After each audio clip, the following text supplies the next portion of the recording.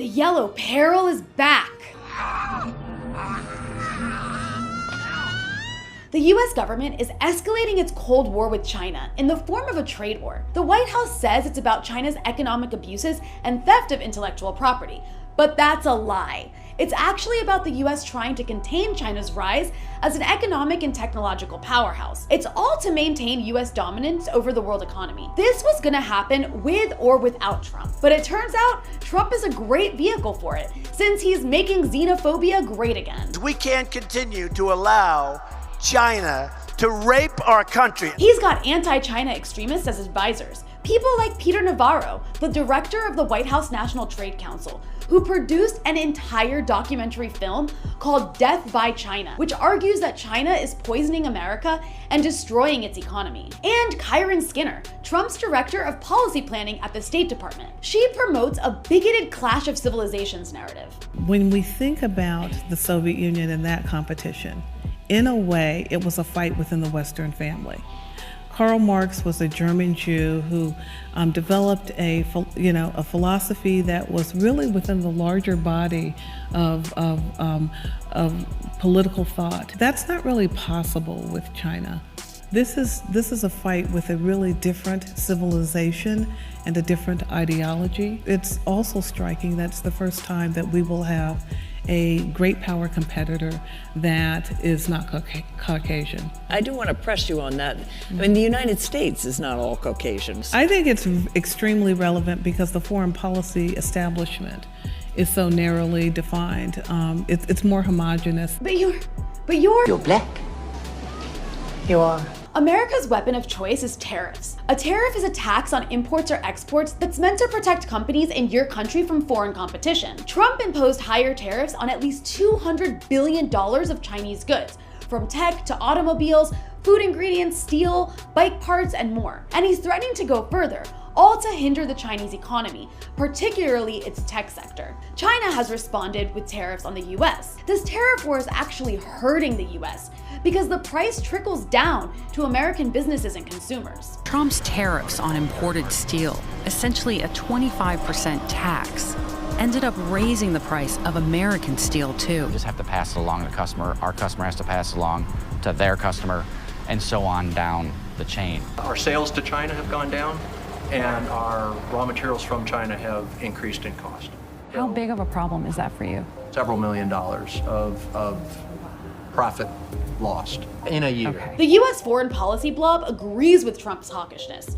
They accuse China of intellectual property theft and of shielding Chinese companies from foreign competition by pumping them full of subsidies. But subsidies are totally normal, especially for developing economies. The US heavily subsidizes its own industries and has violated WTO rules, like in the case of Boeing, which was getting illegal subsidies from the US government in breach of global trade rules. Global trade rules created by the US. The US has also sanctioned Chinese tech giants it feels threatened by, most notoriously Huawei, whose CFO was arrested on US orders in Canada in an unprecedented move. Trump put Huawei on the so-called entity list, forbidding US companies from trading with it based on unproven claims that the company was skirting sanctions against Iran and is beholden to the Chinese government. You could be forgiven for assuming that Chinese tech giants are in bed with the Chinese government, given that American tech giants like Google, Facebook, and Amazon have done the bidding of the US national security state. So why is the US doing this? Huawei is the world's leading provider of networking equipment.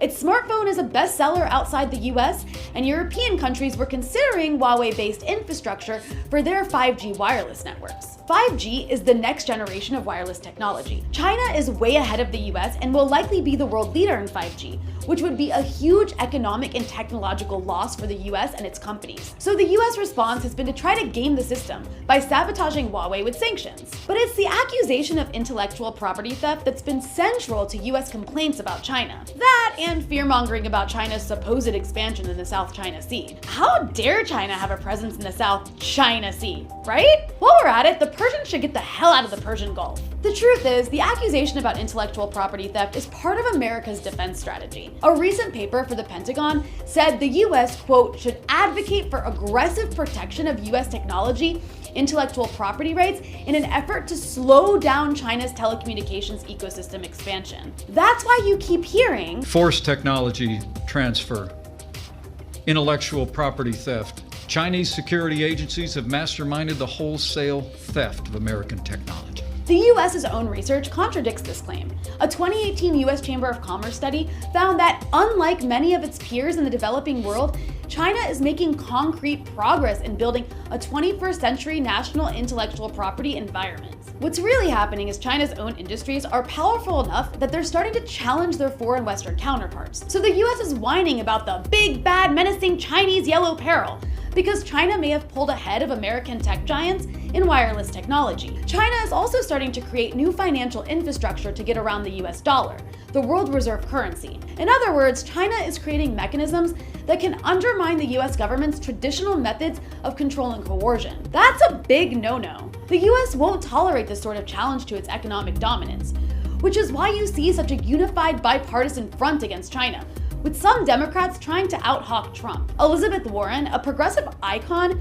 has repeatedly accused China of weaponizing its economy. And then you've got messaging like this from Democratic presidential candidate Seth Moulton. We absolutely need to get tough with China. And it's not just on trade. It's the rising threat that China is to our national security. This aggressive rhetoric has real-life consequences. The US government is purging ethnic Chinese scientists, including US citizens who are doing cancer research at top institutions. FBI agents are reading private emails, stopping Chinese scientists at airports, and visiting people's homes to ask about their loyalty. Trump has even complained that almost every student that comes over to this country from China is a spy. An FBI counterintelligence official warned that these spies could be anyone from students, visiting professors, your neighbors, your colleagues, or someone sharing a soccer field with you. Be very afraid of the Chinese spies under your bed. Anti-Asian sentiments are almost as American as baseball and enslaving black people. Let's not forget the Chinese Exclusion Act of 1882 that prohibited Chinese immigration.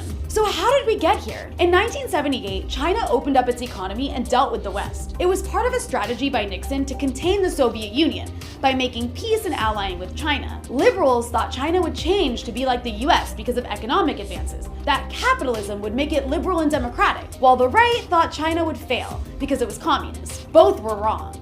China was able to advance using capitalism without changing its political system, as the West had hoped. Initially, the US wasn't threatened because they didn't think China could possibly compete, and the West had all the monopolies and set the standards. The big tech powers have traditionally been Western countries that control the developing world. China is breaking out of that mold. It was pummeled by the Europeans in the Opium Wars and suffered under imperialist Japan, but they ultimately escaped colonialism and developed on their own terms. And they developed in a way that makes them critical to the world economy, particularly manufacturing. This insulates them from US attempts to hurt them economically. China presents a model of economic independence instead of devastating neoliberalism for the developing world. That makes them a big threat. And so the US empire is searching for ways to contain China's rise, even contemplating war. US attempts to contain China are actually pushing China closer to other US adversaries. China and Russia have formed a strong partnership in reaction to this US bullying, a partnership that otherwise might not be. And China has played a key role in the UN,